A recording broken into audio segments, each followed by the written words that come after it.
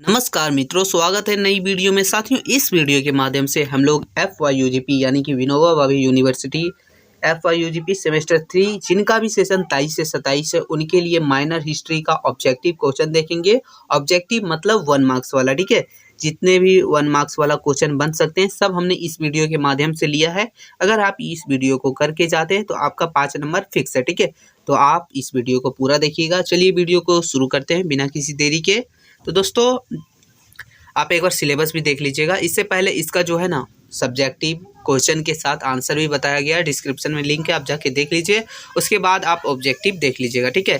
जिसमें पहला क्वेश्चन है दोस्तों, बोल रहा है कि कनिष्ठ किस राजवंश से संबंधित है, यानी कनिष्ठ जो थे वो किस राजवंश से संबंधित है, तो कुषाण, ठीक है, कुषाण राजवंश से। किससे? कुषाण। दूसरा क्वेश्चन हो जाता है कि कनिष्ठ का शासनकाल कब से कब तक था, तो कनिष्ठ का शासन काल जो है 78 ईस्वी से लेके 103 ईस्वी तक था। कब से? 78 ईस्वी से लेके 103 ईस्वी तक आपको पूछा जाएगा। इसमें ऑब्जेक्टिव नहीं आता है, ऑप्शन नहीं रहता, ठीक है। तीसरा क्वेश्चन है, बोल रहा है कि कनिष्ठ की राजधानी कहाँ थी, तो कनिष्ठ की राजधानी जो है वो पुरुषपुर यानी कि पेशावर थी, ठीक है। तो ये है आपका।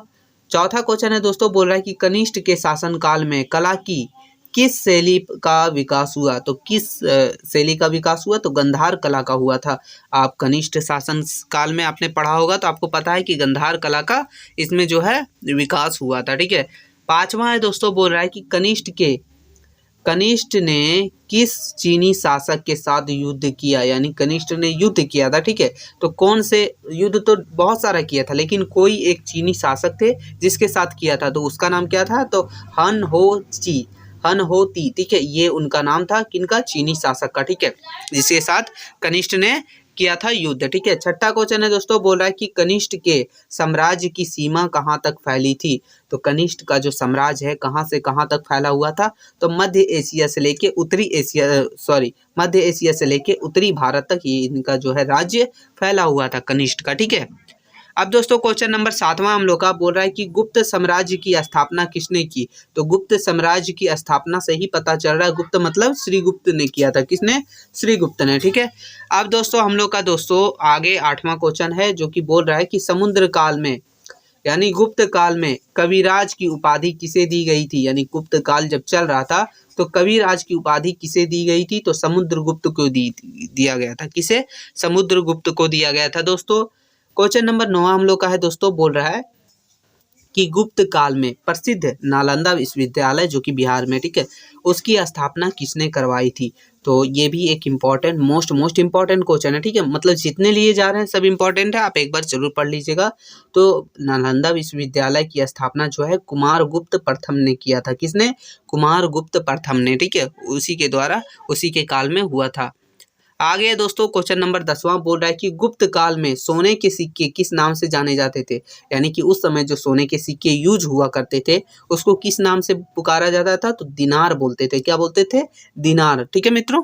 चलिए आगे दोस्तों हम लोग देखेंगे क्वेश्चन नंबर 11वां जो कि बोल रहा है कि भारत का नेपोलियन किसे कहा गया है, तो भारत का नेपोलियन जो है समुद्रगुप्त को कहा गया है। इसका देखिए, एक तो ये ऑब्जेक्टिव क्वेश्चन हो गया, सब्जेक्टिव में भी पूछा जाता है कई बार कि समुद्रगुप्त को भारत का नेपोलियन कहा जाता है, क्यों, तो वो 5 मार्क्स में भी आ सकता है आपका, और हो सकता है ज़्यादा से ज़्यादा 15 मार्क्स में भी पूछा जा सकता है। तो वो ऑलरेडी करवा दिया गया है, तो आप डिस्क्रिप्शन में लिंक है, वहाँ से जाके टोटल 15 मार्क्स वाले जितने भी इंपॉर्टेंट है वो कर लीजिएगा। ये हम आज देख रहे हैं ऑब्जेक्टिव, ठीक है। तो किसे कहा जाता है? समुद्रगुप्त को, ठीक है। चलिए आगे दोस्तों क्वेश्चन नंबर 12 हम लोग का, बोल रहा है कि भारत का स्वर्ण युग किस काल को कहा गया है। ये भी एक बहुत ज़्यादा इंपॉर्टेंट क्वेश्चन है, ठीक है। ऑब्जेक्टिव सब्जेक्टिव भी कई बार पूछे जाते हैं, ठीक है, बना के। तो ये गुप्त काल को जो है स्वर्ण युग कहा जाता है भारत का। क्यों कहा जाता है? ये ऑब्जेक्टिव सब्जेक्टिव भी पूछे जाते हैं, ऑब्जेक्टिव तो इसलिए करवाया जा रहा है। क्वेश्चन नंबर 13 ये भी आपके लिए बहुत ज़्यादा इंपॉर्टेंट है। बोल रहा है कि हर्षवर्धन का शासनकाल कब से कब तक था, यानी कि जो हर्षवर्धन था उसका शासनकाल कब से कब तक रहा था, तो 606 ईस्वी से लेके 647 ईस्वी तक उसका शासनकाल रहा था, ठीक है मित्रों। चलिए आगे हम लोग देखेंगे क्वेश्चन नंबर 14, बोल रहा है कि हर्षवर्धन ने कौन सी उपाधि धारण की थी, यानी कौन सी उपाधि उसे मिला था, कौन सी उपाधि धारण की थी, तो ये है महाराजा धीराज, ठीक है। महाराजा धीराज उपाधि है जो हर्षवर्धन को मिला था, ठीक है। आगे है कि हर्षवर्धन को किस शासक ने हराया। ये हर्षवर्धन जो है वो सबसे तो जीत जाता था, लेकिन कौन सा शासक था जिसने इसी को हरा दिया था, तो वो था पुलकेशिन तृतीय। ठीक है, पुलकेशिन तृतीय। ठीक है, तो इसने जो है हर्षवर्धन को हराया था। ठीक है दोस्तों, तो ये आप ध्यान रखिएगा।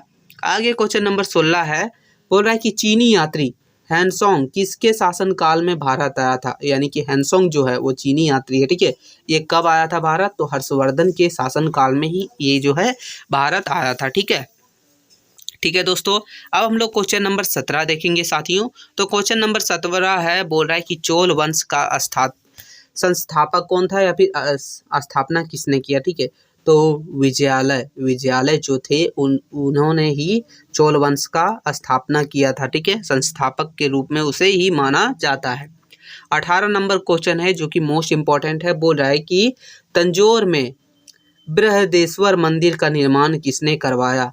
तो जो बृहदेश्वर मंदिर है उसका निर्माण जो है तंजौर में किसने करवाया था, तो राजा चोल।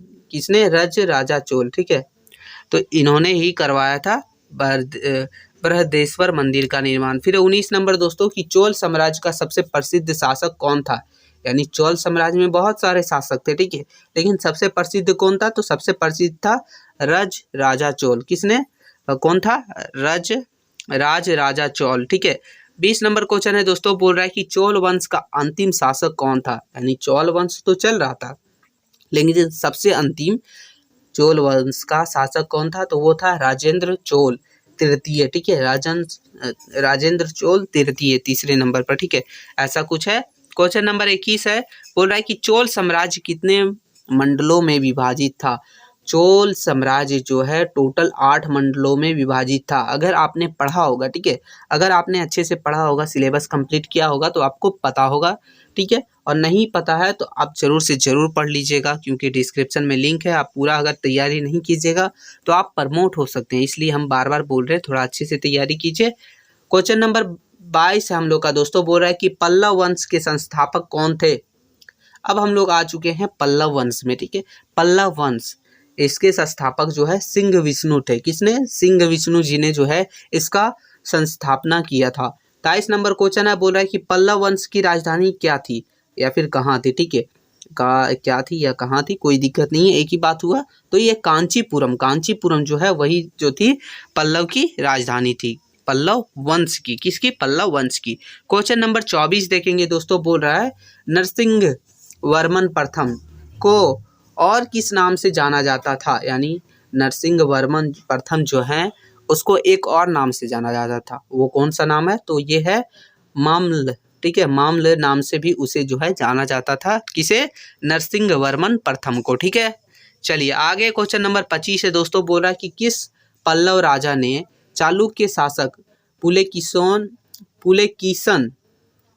तृतीय को हराया था। यानी कौन वैसा राजा था पल्लव वंश का जिसने जो है चालुक्य शासक पुलकेशिन द्वितीय को हराया था, तो वो था नरसिंह वर्मन प्रथम। इसने ही जो है हराया था। ठीक है, तो ये है दोस्तों क्वेश्चन नंबर 25 हम लोग का। अब क्वेश्चन नंबर 26 देखेंगे। तो क्वेश्चन नंबर 26 है, बोल रहा है कि महाबलीपुरम में स्थित प्रसिद्ध रथ मंदिरों का निर्माण किसने करवाया था। तो महाबलीपुरम में जो स्थित है कौन सा मंदिर, तो रथ मंदिर, उसका निर्माण किसने करवाया था, तो नरसिंह वर्मन प्रथम ने ही करवाया था उसका निर्माण। ठीक है, तो देखिए हो सकता है ये भी पूछ ले कि नरसिंह वर्मन प्रथम ने रथ मंदिरों का जो निर्माण करवाया था वो कहाँ स्थित है, तो बलीपुरम। या फिर पूछ ले बलीपुरम में जो प्रसिद्ध मंदिर स्थित है उसका निर्माण किसने करवाया था, नरसिंह वर्मन। तो देखिए घुमा के भी पूछा जा सकता है, अगर आप अच्छे से तैयारी कीजिएगा तो कैसे भी पूछे, आप तो आंसर देना है। ठीक है, तो ये ध्यान रखिएगा। अब है क्वेश्चन नंबर 27 दोस्तों हम लोग का। 27 नंबर क्वेश्चन है, बोल रहा है कि पल्लव वंश का प्रसिद्ध शासक कौन था। पल्लव वंश का प्रसिद्ध शासक जो है महेंद्र वर्मन प्रथम। कौन, महेंद्र वर्मन प्रथम। तो ये ध्यान रखिएगा दोस्तों, यही हम लोग का टोटल 27 क्वेश्चन ही जो है इम्पोर्टेंट जो लगा, जिसको हमने आपके एग्जाम के लिए ज़रूर बताया है। तो ये आप अगर कर लिए हैं तो आपको 5 मार्क्स कंफर्म दे के ही जाएगा। तो सिर्फ वीडियो देखना, ज़्यादा कुछ नहीं करना है, वीडियो देखना है, एक बार रिवीजन कर लेना है बस, उसके बाद आपको एग्जाम में जाके बैठ देना है। सबको बेस्ट ऑफ लक मेरे तरफ से। और अगर क्वेश्चन मैच वगैरह करता है तो थोड़ा सा लाइक वगैरह किया कीजिए, कमेंट करके बताया कीजिए ताकि हमको भी मोटिवेशन मिले और आपका तैयारी और भी बेहतर बनाने का हम भी प्रयास कर सके। ठीक है, मिलते हैं नई वीडियो में दोस्तों, तब तक के लिए जय हिंद मित्रों।